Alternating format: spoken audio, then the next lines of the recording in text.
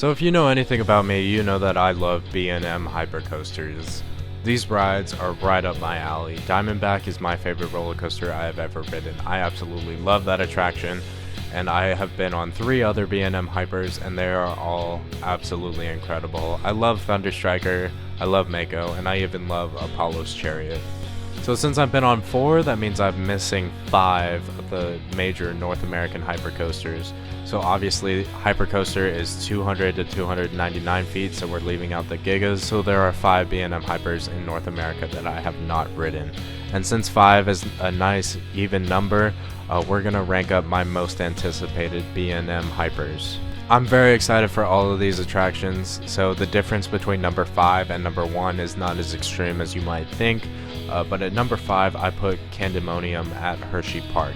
The only reason that is so low is because it looks very similar to Mako, which is an attraction that I've done, so I feel like I know what to expect from Candemonium. Like, from what I understand, the 5-second airtime hill on Mako is very similar to the first Camelback on this attraction, so I know it'll be a really strong moment.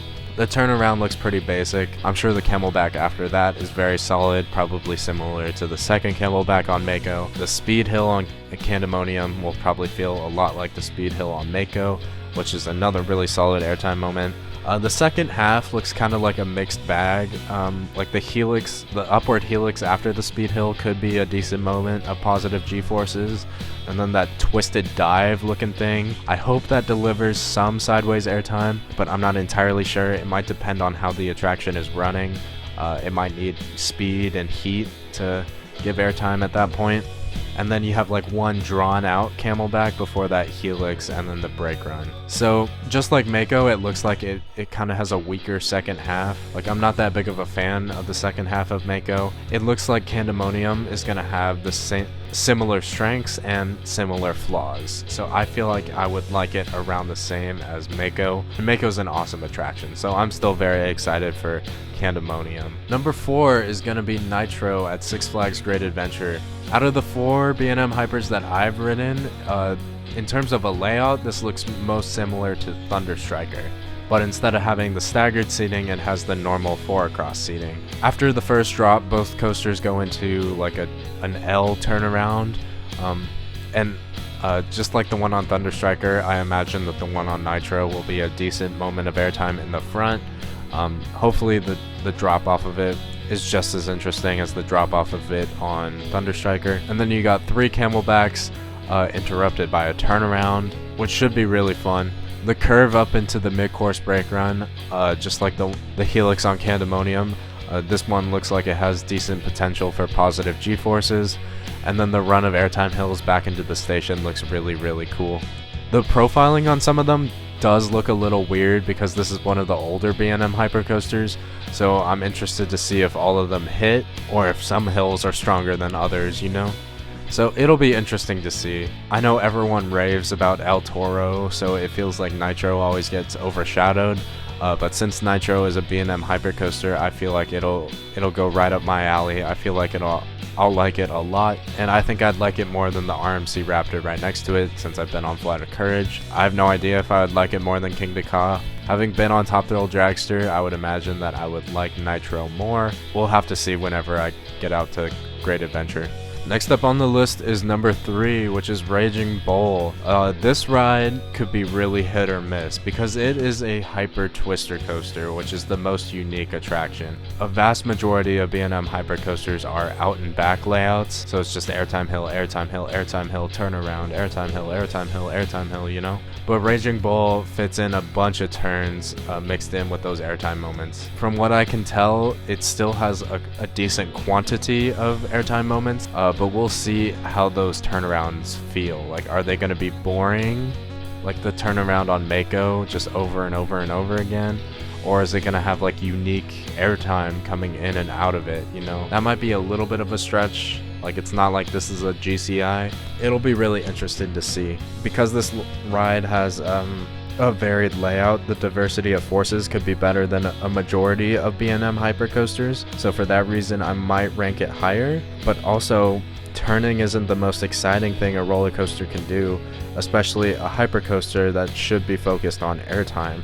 So I don't know how I'll feel about Raging Bull. Like, it seems pretty polarizing. It seems like a lot of people love it and some people don't. So I'd be interested to see how I feel about the attraction. Also, the first drop on this roller coaster is really hyped up. A lot of people really love it. The one on Apollo's Chariot is profiled very similarly, so I'm not sure how much better it could possibly be, but I won't know for sure until I ride the thing. So for that reason, it's still one of my more anticipated B&M Hyper coasters, because more than any other roller coaster on this list, Raging Bull is pretty much the biggest mystery box. Like, I don't know where it's gonna rank, whether it'll land on my higher end of my expectations or if it'll fall flat of my expectations and it'll be one of the weaker B&M Hypers. So I guess we'll have to wait and see. I hope to get out to that park at some point. But at number 2, we're going to another Six Flags park. We're going to Six Flags Over Georgia for Goliath. This layout looks very, very strong, especially the finale. That run at Airtime Hills looks pretty unique. A lot of people have hyped this up as like one of the most forceful B&M Hypers. So the airtime looks pretty strong in the finale, and obviously that downward helix looks pretty intense. I love downward helixes, especially the one on Silver Bullet. That's probably one of the strongest helixes on a B&M that I've experienced. So I imagine that the one on Goliath is very forceful as well, especially since you gain so much speed because you start really high off the ground and you just accelerate as you spiral down towards ground level. So it looks very exciting. This is definitely one of my most anticipated roller coasters. One of my biggest anxieties about this attraction is Six Flags maintenance. Same with Nitro, but I have heard that Goliath is a little shaky, and I haven't really heard the same about Nitro, so I'm more worried about the shakiness of Goliath than I am of Nitro, especially since Goliath has more positive G-forces than Nitro, or at least that's what it appears to be the case. But at number 1 on the list, I had to put the sister coaster to my favorite roller coaster of all time, which is Behemoth at Canada's Wonderland. This layout looks very interesting. It seems to be a combination of Diamondback and Thunderstriker. I feel like the Twister section after the mid-course brake run could make or break this layout for me, because the first half looks absolutely incredible. The location of the ride is beautiful on the water, which could be really, really cool. And obviously I prefer B&M Hypers that go straight into a camelback after the first drop instead of a turnaround. And most B&M Hypers after the drop, they go into some sort of turning element. So I really appreciate that Behemoth has a camelback just like Diamondback. And obviously it's the same era of B&M as Diamondback, plus Behemoth is also one of those attractions that gets hyped up a lot as one of the better B&M Hypers. So I'm interested to see if I agree. Just looking at the layout, I would imagine that I would like it more than Thunderstriker, but I don't think it would reach the heights of Diamondback, because the second half after the mid-course brake run does kind of look like a mixed bag. Like, it could have some fun airtime. It's a little worrying. It looks a lot like the second half of Thunderstriker after that ride's mid-course brake run. It is what it is. I have no idea. If I get to ride all of these attractions, the final ranking might be completely flipped on its head. Maybe I'll be very disappointed with Behemoth and I'll walk away from Candemonium very impressed. Who's to say? Thank you so much for watching this video. If you've been on these attractions, I'd love to hear your opinions. How do these 5 B&M Hypers rank for you? Please let me know in the comments below. Please like, comment, and subscribe, and I will catch you later.